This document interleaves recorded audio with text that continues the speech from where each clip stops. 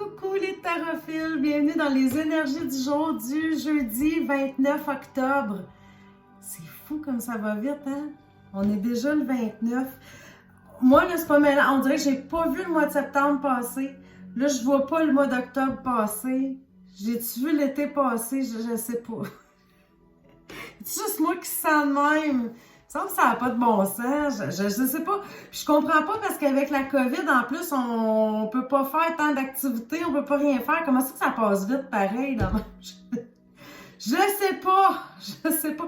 J'arrive tout le temps comme, tu sais, je vous dis les dates, là. Ça, j'en prends plus conscience à cause des vidéos, mais à chaque fois que je dis la date, je me dis, hey, mon Dieu, déjà. Tu sais, on dirait c'est.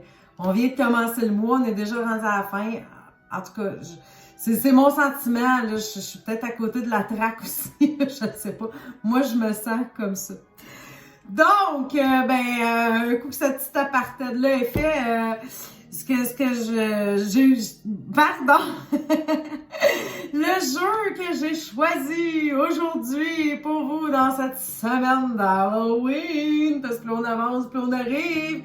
J'imagine que vous devez avoir une petite idée, hein, que je vais faire quand même une vidéo spéciale pour l'Halloween, même si ça tombe samedi, puis que d'habitude, je fais pas de vidéo le week-end. Ah! D'après moi, il va en avoir une. Donc, j'ai choisi le jeu, l'Oracle des sortilèges de Lucy Cavendish.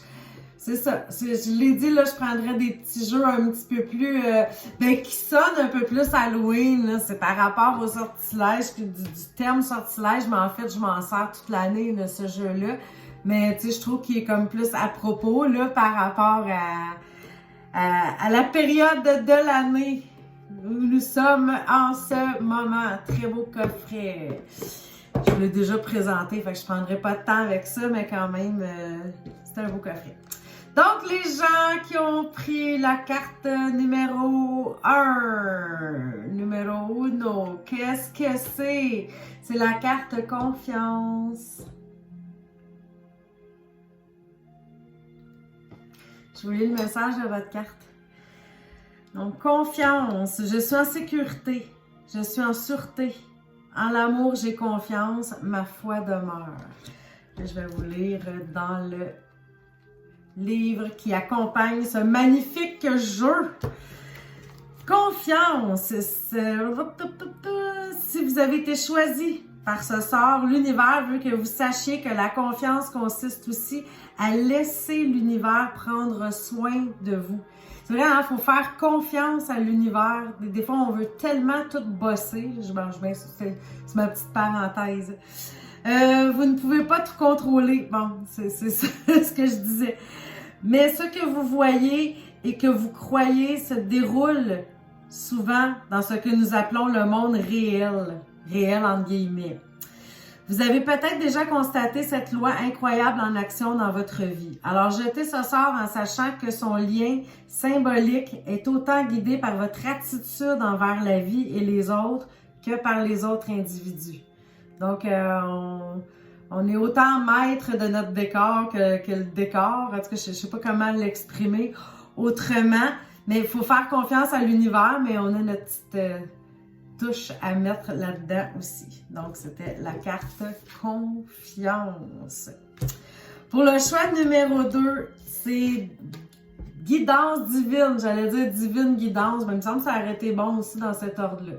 Donc, guidance divine. Les êtres qui brillent murmurent avec confiance et bonté. Laissez-les parler. Voici votre carte. Je vous lis sans plus tarder la définition symbolique de votre carte. Si vous avez été choisi par ce sort, l'univers veut que vous sachiez que quelque chose d'important est planifié pour votre vie, ce qui peut être difficile à voir ou même à croire en ce moment. Ce sortilège vous mettra en relation avec une source de guidance divine qui vous délivrera des messages qui vous aideront à vous orienter face à tous les problèmes et à ce nouveau jour qui vous attend. On vous fera bénéficier d'une orientation limpide. Une orientation limpide. J'aimerais tout ça, moi, que ça soit tout le temps de même dans la vie, qu'on soit guidé, mais que ça soit clair et limpide. On vous fera bénéficier d'une orientation limpide, du confort et du sentiment que tout ira bien. Vous devez simplement être ouvert à ces messages. Alors, ouvrez votre cœur aujourd'hui, là, si vous recevez des petits messages limpides, que tout ira bien. C'est une belle orientation, une belle guidance, finalement, que vous allez avoir. Les gens qui ont pris la carte numéro 3, c'est authenticité. Je suis qui je suis et ce que je suis est en réalité très bien. Je vais maintenant vivre de mon être et de mon âme authentique en pensée, en parole et dans les actes. Voici votre carte. C'est pas toujours facile d'être authentique hein, dans le monde dans lequel on vit parce qu'on a comme... je sais pas, on nous met la barre un peu plus haute des fois, puis là, on se sent pas correct, puis là, on en rajoute, puis là, je suis trop ci, je suis pas assez ça, puis finalement, on se perd dans tout ça, on se demande qui on est. Alors, ben là, c'était moi qui disais ça, c'est pas écrit dans votre livre, je vous lis ce qu'ils disent.